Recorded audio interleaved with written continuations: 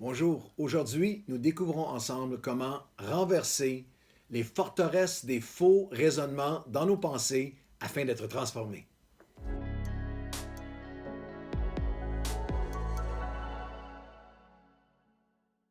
Bon matin et bienvenue à votre café matinal. Nous continuons dans cette poursuite de transformation, tant les dimanches que dans nos cafés matinaux. On travaille en synergie pour votre transformation et nous avons saisi, nous sommes emparés de ce magnifique passage biblique. Ne soyez pas de ce mandat de Dieu envers nous. Ne soyez pas conformes au siècle présent, mais soyez transformés par le renouvellement de vos pensées. Et c'était vrai il y a 2000 ans et c'est encore vrai aujourd'hui et peut-être plus que jamais, alors que tout s'accentue, alors que tout s'intensifie vers la fin des temps. Aucune période dans l'histoire de l'humanité où il y a un tel combat pour nos pensées, de telles attaques sur nos pensées. Si vous ne l'avez pas vu, je vous recommande d'aller voir le documentaire sur Netflix Derrière nos écrans de fumée, où certains des bonzes, certains des leaders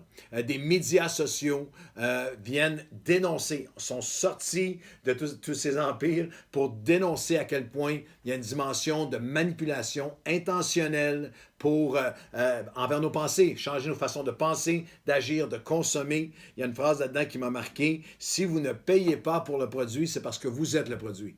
C'est vous qui êtes la cible, c'est vous qui êtes l'objectif. Alors, il y a toutes sortes de leaders là-dedans. Il y en a un qui m'a marqué, Shamat Palihapitiya. Il a rejoint Facebook en 2007 et a occupé le prestigieux poste de vice-président en charge de la croissance des audiences. C'est lui qui était là pour, imaginez, de 2007 aller jusqu'à quelques années lorsqu'il s'est retiré. L'explosion de croissance de Facebook à travers le monde, il en était responsable et il a dit ceci. Nous avons créé un système où les gens sont récompensés par des boutons de likes, des pouces en l'air. Nous avons fait passer cela pour des vraies valeurs.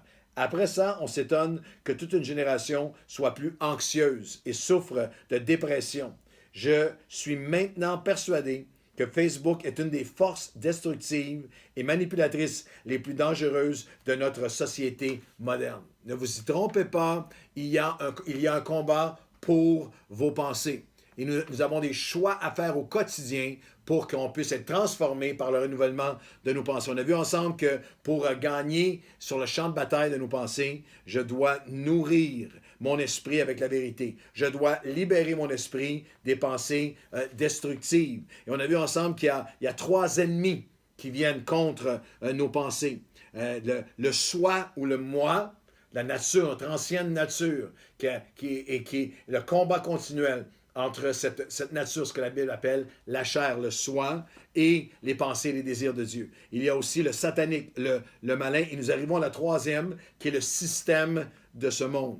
Paul a dit, vous allez être transformés si vous reconnaissez le besoin de certains combats, de ne pas être conforme au siècle présent, pour être transformé, afin que vous puissiez discerner ce qui est bon, ce qui est vrai, ce qui est parfait, ce qui est la volonté de Dieu. Il y a un système de pensée dans le monde dans lequel nous vivons. Il y a un ethos social mondial. Il y a des philosophies, des systèmes de pensée, des mentalités promulguées de toutes les façons possibles, par tous les médias possibles. Nous en sommes bombardés 24 heures par jour. Et il y a 2000 ans, l'apôtre Jean écrivait, « Je vous écris Père, parce que vous avez connu celui qui est dès le commencement. » Il parle à toutes les générations. Je vous écris, jeunes gens. Alors, il parle au Père, il parle au Fils, sur plusieurs générations, parce que vous êtes forts et que la parole de Dieu, notre force, est parce que la parole de Dieu demeure en vous et que vous avez vaincu le malin. Ennemi numéro un, la chair, le soi, le moi, le satanique, le malin. Par la parole de Dieu, vous avez vaincu le malin, mais il dira ceci. Il y a le soi, il y a le malin, il y a le soi, le moi, il y a le satanique, le malin et le système de ce monde. 1er Jean, chapitre 2, et le verset 16. Car tout ce qui est dans le monde, la convoitise de la chair, la convoitise des yeux et l'orgueil de la vie, qui sont les trois tentations sataniques que Satan a utilisées même envers Jésus et qu'il utilise envers chacun d'entre nous. La convoitise de la chair, la convoitise des yeux et l'orgueil de la vie ne vient pas du Père, mais vient du monde. Tout ce qui est dans ce monde. Il y a un système de pensée. Il y a un système de pensée qui est profondément antichrist. J'ai écouté une interview récemment avec, je ne nommerai pas, mais c'est une des grandes vedettes ici dans la province de Québec. Et c'était très candide. Il lui demandait, c'est quoi une des choses qui t'habite, une des choses qui te porte dans ta vie? Puis j'avais jamais entendu cette expression-là. Il a dit, moi, il dit, je suis habité par le FOMO. F-O-M-O. C'est Fear of Missing Out. C'est la peur de manquer quelque chose. Alors, il lui dit, comment est-ce que ça t'affecte? Ça m'affecte dans mes relations. Moi, et lui, il disait candidement, moi, si je suis avec une femme, c'est la peur de, ça pourrait être, est-ce que je vais manquer à quelqu'un d'autre? Un plus grand amour, toute sécurité, tout engagement lui fait peur, toute dynamique relationnelle où si tu dois t'engager, il dit, je suis habité par le FOMO, Fear of Missing Out. Ce monde, le système de ce monde ne vous aidera pas, ne vous conduira pas, n'alimentera pas. Le système de pensée du monde dans lequel nous vivons ne conduit pas, ne porte pas, n'alimente pas la discipline, la fidélité, la maîtrise de soi, la bonté, la gentillesse, le sens de l'engagement, de responsabilité. Le système de ce monde, de la convoitise des yeux, convoitise de la chair, orgueil de la vie, ne nous conduit pas vers la douceur, vers l'humilité, vers penser aux autres, vers la justice, vers le pardon. Et ne nous conduit certainement pas vers le sacrifice de soi. Tout l'univers de consommation qui nous bombarde est sur le maintenant, sur certainement pas vers une recherche vers Dieu ou une recherche vers les critères de Dieu, la loi de Dieu. Certainement pas le système de ce monde, n'est certainement pas ni christocentrique, théocentrique ou bibliocentrique. Non, le siècle présent, ce qui est dans ce monde, est dans une promulgation, est dans une promotion, et dans continuellement une poussée dans nos esprits vers ce qui est de la convoitise des yeux, de la chair, ce qui est de la consommation, ce qui est de la colère, ce qui est... On regarde, vous pouvez en ce moment vous brancher sur les médias sociaux et alimenter un sens de révolte, un sens de colère, un sens continuel d'une rébellion qui est profonde, un sens de colère, de blâme continuel, le système de ce monde. Il y a le soi, il y a le moi, il y a le satanique, il y a le malin. Mais il y a besoin de savoir, l'apôtre Jean dit, vous êtes fort parce que vous demeurez dans la parole, mais vous allez avoir à évoluer dans un système de ce monde, un système de pensée.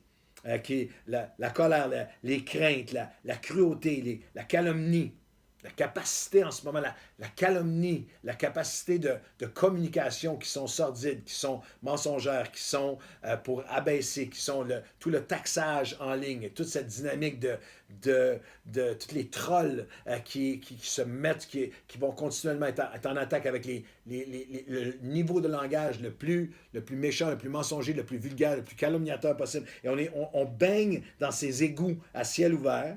Et cette capacité qu'a l'esprit de ce monde, à travers les médias en particulier, de contrôler notre conscience et, si nous le laissons faire, de nous conduire, et même affecter notre conscience et notre conduite, si nous ne combattons pas. Et c'est pour ça qu'il y a ce texte extraordinaire dans 2 Corinthiens, chapitre 10, où il dit, oui, nous marchons dans la chair, nous vivons dans ce monde, mais nous ne combattons pas selon la chair. 2 Corinthiens 10. Car les armes par lesquelles nous combattons ne sont pas charnelles, mais elles sont puissantes par la vertu de Dieu pour renverser les forteresses. Et les forteresses, il les explique, nous renversons tout raisonnement et toute hauteur, toute pensée qui s'élève contre la connaissance de Christ, et nous amenons toute pensée sous la seigneurie, sous la captive à l'obéissance de Christ. C'est littéralement cette dynamique d'abattre des forteresses. Vous êtes, c'est quoi une forteresse? Une forteresse en termes bibliques, c'est un mensonge que je crois. C'est un mensonge qui s'ancre en moi. C'est un mensonge que je crois. Ça peut être le mensonge que Dieu n'existe pas vraiment. c'est une forteresse. Le mensonge que Dieu ne m'aime pas, c'est une forteresse. Le mensonge que Dieu n'a pas un plan pour ma vie. Le mensonge que lorsque tout, comme en ce moment, tout est bouleversé partout autour de nous, lorsque tout est dans l'incertitude, le mensonge que je me suis trompé de Dieu n'a plus un plan pour ma vie. Ce que je croyais, Dieu n'est plus sur le trône, Dieu n'est plus alpha et oméga. Ce n'est pas dit aussi clairement que ça pour nous, comme croyants. Ce n'est pas quelque chose qu'on va dire à voix haute, mais c'est un mensonge, c'est une forteresse qui s'enracine en nous. Le mensonge qu'il n'y a plus de futur pour moi. Le mensonge que je ne pourrais pas arrêter. Je lisais ce matin qu'il y a une montée du taux de pensée, d'idéation suicidaire dans la province de Québec. Et on en parlait jusqu'à 40% des jeunes de moins de 25 ans qui ont des idéations. 20% qui souffrent de pensées de dépression ou d'anxiété sévère. Nous étions déjà l'endroit dans le monde qui a le plus haut taux de suicide chez les 18 à 25 ans depuis des années. Alors cette pandémie amène tout ce mensonge. Peut-être qu'il y a quelqu'un près de toi ou c'est toi qui a cru cette forteresse, ce mensonge qu'il n'y a plus de futur pour moi. Il n'y a rien qui peut arrêter cette souffrance qui est en moi. J'ai fait trop de gaffes, je ne peux pas me sortir, je ne peux pas ramener, je ne peux pas rebâtir. J'ai fait trop d'erreurs, c'est trop tard pour moi, c'est impossible, c'est irréversible. C'est ça la forteresse. C'est un mensonge que je crois. Une forteresse, c'est un système de valeurs qui est faussé. Un mensonge, la Bible appelle ça une balance fausse. C'est la pensée de racisme ou d'agisme ou de discrimination, de matérialisme, d'hédonisme, d'égoïsme. La pensée, c'est un système de pensée qui est contraire au cœur de Dieu. Jésus a dit, je suis le chemin, Jean 8, 32, je suis la vérité, je suis la vie, et vous connaîtrez la vérité. Et la vérité va vous rendre libre. Ce n'est surtout pas un verset, une promesse seulement de la vérité christologique de notre salut en Jésus-Christ. Pour toi qui es chrétien, le Seigneur veut continuer à te révéler, à te révéler la vérité sur chaque situation de ta vie, dans tes pensées. Le renouvellement des pensées, c'est le retour vers la vérité de Dieu face à toutes les forteresses. Nous renversons. Alors, j'aimerais que tu sois là tous les cafés matinaux, mais ne manque pas le prochain. On va regarder comment est-ce qu'on fait, comment on renverse, comment est-ce qu'on peut renverser les forteresses dans nos vies. Et aujourd'hui, permets-moi de prier avec toi. Seigneur, nous voulons prier pour celui ou celle qui, en ce moment, regarde ce podcast ou quelqu'un qui est près de nous et nous allons partager ce café matinal avec lui ou avec elle parce qu'il est aux prises avec une forteresse en ce moment. Une forteresse de mensonges, d'accusations, de blâme, de honte, de tristesse, de désespoir, d'incertitude, d'anxiété. Alors aujourd'hui, nous prions que tu viennes illuminer les cœurs. Nous prions, Seigneur, que tu as dit, tu connaîtras la vérité. Et cette vérité-là va te rendre libre. Alors aujourd'hui, je prie pour une révélation de ta vérité, la vérité de ton amour infini et sans limite et inconditionnel. La vérité de tes plans qui sont toujours, de ton amour qui se renouvelle à chaque jour. La vérité que tu tiens tout entre tes mains, parfaitement, rien n'est hors de tes mains. La vérité que de l'autre côté de cette pandémie, tu as des plans, tu as une direction, tu as des fruits. La vérité que tu connais les plans que tu as formés pour chaque personne en ce moment qui regarde ce café matinal. Seigneur, chaque personne qui, peut-être pour les premières fois, a reçu, quelqu'un lui a partagé ce moment. Et je prie maintenant que ton esprit témoigne à leur esprit la vérité de ton amour, de tes plans, de ton pardon, de la vie nouvelle que tu offres à chacun.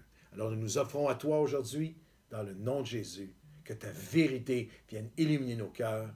Amen et Amen. Bonne journée à tous.